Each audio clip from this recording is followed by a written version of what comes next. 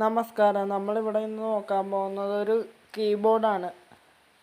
Bobble keyboard എന്ന് പറയും. സ്റ്റിക്കേഴ്സും ഇമോജീസൊക്കെ നമുക്കിപ്പോൾ സെൻഡ് ചെയ്യാനായിട്ട് നമ്മളിപ്പോൾ ഹായിന്ന് ടൈപ്പ് ചെയ്തിട്ട് സെൻഡ് ചെയ്ത് കഴിഞ്ഞിട്ടുണ്ടെങ്കിൽ അത് സ്റ്റിക്കർ രൂപത്തിലേക്കാവും. പിന്നെ ഇമോജീസൊക്കെ നമുക്ക് സെൻഡ് ചെയ്യാൻ പറ്റും. അങ്ങനെ ഒരു കീബോർഡാണ് ഞാനിന്ന് പരിചയപ്പെടുത്തുന്നത്. അപ്പോൾ വീഡിയോയിലേക്ക് പോകുന്നതിന് മുമ്പ് ഈ വീഡിയോ എന്ന് പറഞ്ഞാൽ ഡയറക്റ്റ് വോയിസിലെടുക്കുന്നതാണ്, മൈക്കൊന്നുമില്ലാതെ. അപ്പോൾ എന്തെങ്കിലും കുറവുകളുണ്ടെങ്കിൽ ക്ഷമിക്കുക. അപ്പോൾ നമുക്ക് താമസിയാതെ വീഡിയോയിലേക്ക് പോവാം.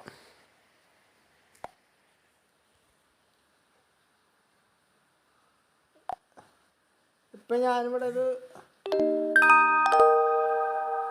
വാട്സപ്പിലാണ് കാണിക്കുന്നത്.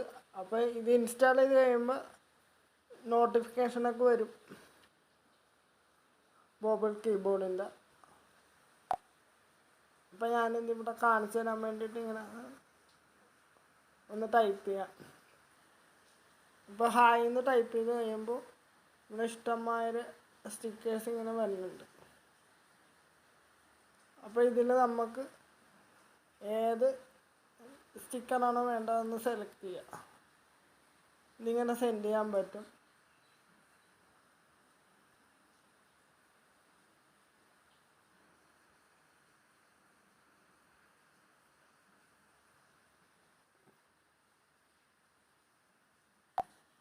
പിന്നെ ഇത് ഫോണ്ട് രൂപത്തിലാണ് വേണ്ടതെങ്കിൽ അങ്ങനെ. പിന്നെ ബിഗ് ഇമോജി അങ്ങനെയുണ്ട്. പിന്നെ മീംസ് അങ്ങനെയൊക്കെ വരും.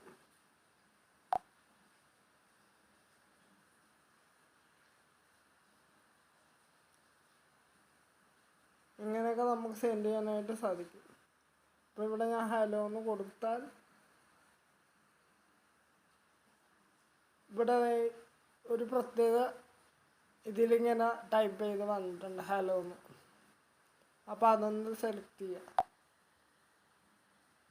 അപ്പോൾ ഇവിടെ ഏത് രീതിയിലുള്ളതാണോ വേണ്ടത് അതൊന്ന് സെലക്ട് ചെയ്തിട്ട് സെൻഡ് ചെയ്ത് കൊടുക്കാവുന്നതാണ്. ഇപ്പം ഞാനിത് ഇവിടെ ഇങ്ങനെ കാണിക്കുക. ഇതിപ്പോൾ ഇവിടെ സെൻഡായിട്ടുണ്ട്.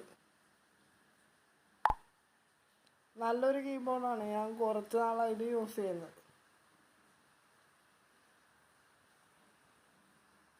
പിന്നെ അതേപോലെ നമ്പർ വേണമെങ്കിൽ നമുക്ക് ഇങ്ങനെ സ്റ്റിക്കർ രൂപത്തിലാക്കാനായിട്ട് സാധിക്കും. ഇങ്ങനെ വരും. ഇതിലേത് ഫോണ്ടാണ് വേണ്ടതെന്ന് വെച്ചാൽ സെലക്ട് ചെയ്യുക. ഇതിപ്പോൾ ഇങ്ങനെയൊക്കെ കൊടുത്തു കഴിഞ്ഞാൽ ഇതൊരു സ്റ്റിക്കർ രൂപത്തിലേക്ക് വരും. പിന്നെ അതേപോലെ തന്നെ മലയാളം ടൈപ്പ് ചെയ്യാനായിട്ട് സാധിക്കും.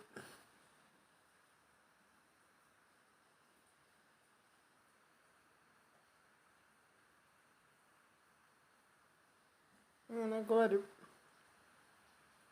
അപ്പോൾ ഇത് നിങ്ങൾക്ക് താല്പര്യം ഉണ്ടെങ്കിൽ നിങ്ങളൊന്ന് ഇൻസ്റ്റാൾ ചെയ്ത് ഉപയോഗിച്ച് നോക്കുക.